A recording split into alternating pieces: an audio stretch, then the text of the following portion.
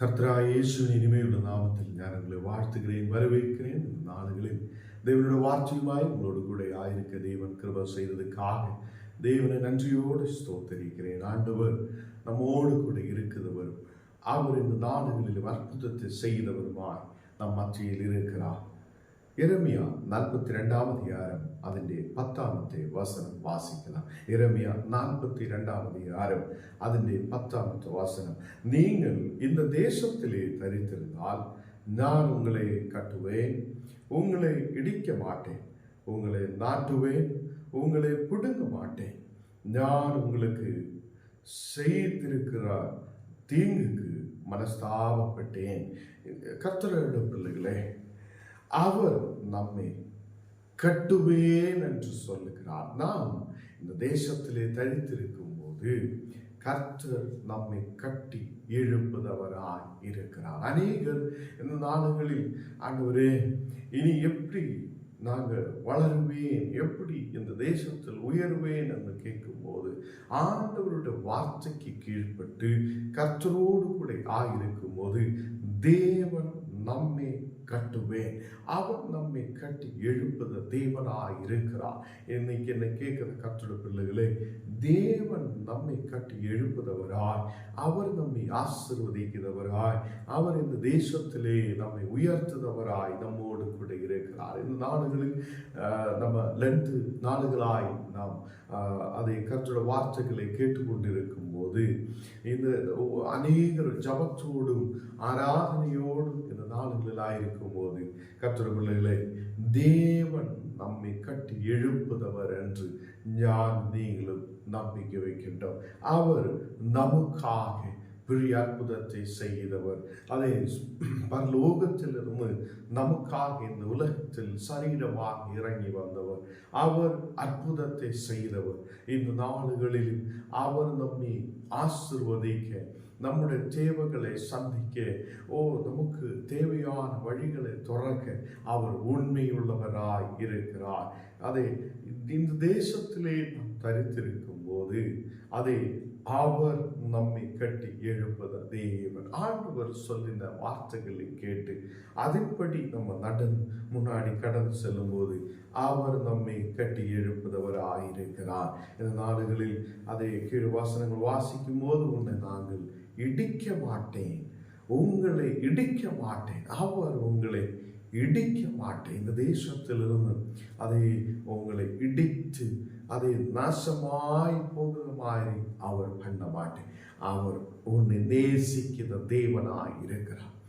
இந்த நாடுகளில் அநேகர் பலவீனதையோடு இந்த தேசத்தில் அநேகர் கஷ்டத்தோடு பலவீனதையோடும் ஆயிருக்கலாம். ஆண்டவரே, நாங்கள் நாசமான இடத்தில் இருக்கிறேன், என்னை இடிக்கக்கூடாதுன்னு சொல்லி அநேகர் ஜெபிக்கலாம். என்னோட உயிருக்கு ஆபத்தான சூழ்நிலையில் இருக்கிறேன், ஆண்டவரே என்னை பாதுகாக்குங்க என்று சொல்லும் போது கர்த்தர் நம்மை பாதுகாக்குதவராய், அவர் உன்னை இடிக்க மாட்டேன் என்று சொல்லும் போது அவர் இந்த தேசத்தில் உன்னை ஆசீர்வதித்து கட்டி எழுப்பி வழி நடத்துதவராய் இருக்கிறார். தேவனுடைய பிள்ளைகளை, இந்த காலை வேளையில் மன கவலையோடு பாரத்தோடு கண்ணீரோடு நீ ஆயிருக்கலாம். மனிதர்கள் என்னை இடிக்கிறேன், மனிதர்கள் இந்த உலகத்தில் அழிக்க பார்க்கிறேன் என்னெல்லாம் சொல்லிட்டு இருக்கிறார். தேவன் உன்னை கட்டி எழுப்புதவராய், உன்னை பலப்படுத்துதவராய், உனக்கான வழிகளை துறக்குதவராய், உன்னை இனி இடிக்க மாட்டேன், இந்த தேசத்தில் வளர வைப்பேன் என்று சொல்லுது தேவன்.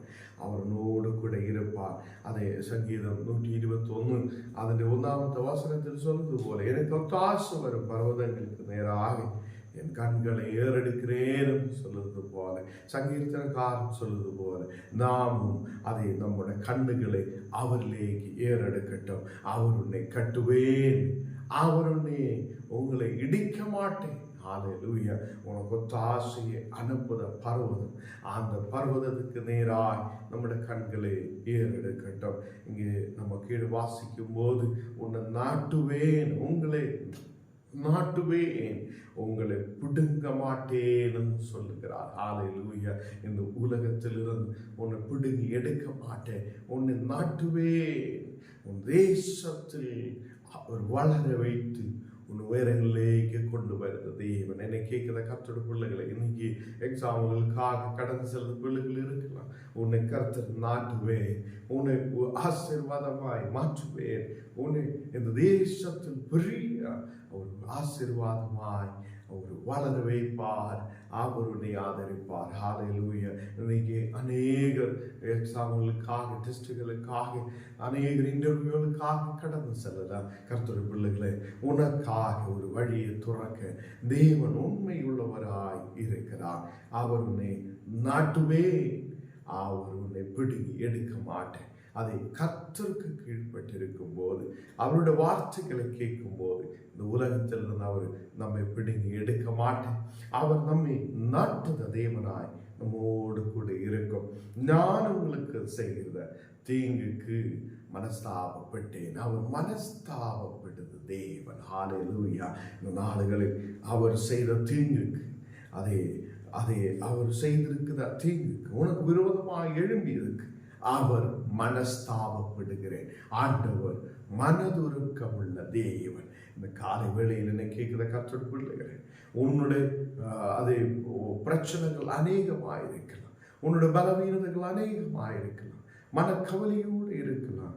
அவர் மனதுருகுத தேவனாய், மனஸ்தாபப்படுத தேவனாய் அவனோடு கூட இருக்கிறார். அவருடைய சத்தத்தை நீ கேட்கும் போது அவர் உங்களை கட்டி எழுப்புவேன், அவர் உன்னை இடிக்க மாட்டேன், அவர் நாட்டுவேன், உங்களை பிடுங்கி எடுக்க மாட்டேன். கர்த்தர் பெரிய அற்புதத்தை செய்வார்.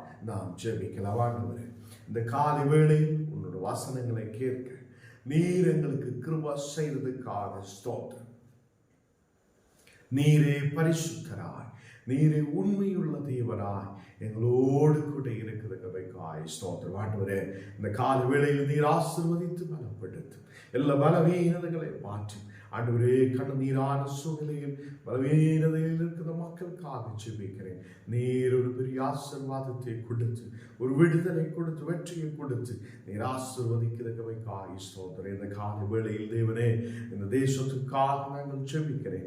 தேசத்தில் நீர் எங்களை கட்டி எழுப்புத தேவனாய், நீர் எங்களை ஆசீர்வதிக்கிறவராய் எங்களோடு கூட இருக்கிறதுக்காய் ஸ்தோத்திரம். எல்லா ஜனங்களையும் நீர் ஆசீர்வதியும். இந்த வாசனங்களை கேட்கிற ஒரு மக்கள் மேலும் உமது வல்லமையின் பிரசன்னம் இறங்கப்படட்டும். ஒரு தெய்வீக கிருபையால் நிரப்பட்டும். இந்த மக்கள் ஆசீர்வாதத்தோடு, விடுதலோடு, சௌக்கியத்தோடு, வெற்றியோடு இந்த தேசத்தில் ஆயிருக்க கிருபை செய்யும். எல்லா பலவீனங்களை மாற்றும். நீர் எங்களை ஆசீர்வதிக்கிறவராய், நீர் எங்களை தொடுகிறவராய், நீர் எங்களை விட்டுவிக்கிறவராய் கூட இருக்கிறதுக்காக ஸ்தோத்திரம். இந்த நாடுகளில் கர்த்தரே, வியாதியோடு, பலவீனதையோடு, கண்ணீரோடு, பாரத்தோடு ஆயிருக்கிற ஒரு மக்களுக்காக ஜெபிக்கிறேன். ஒரு மக்கள் மேல் தேவ பிரசன்னமாகட்டும். இந்த மக்களை நீர் தொடு, இப்பொழுதே ஒரு விடுதல் உண்டாகுவதற்காக ஸ்தோத்திரம்.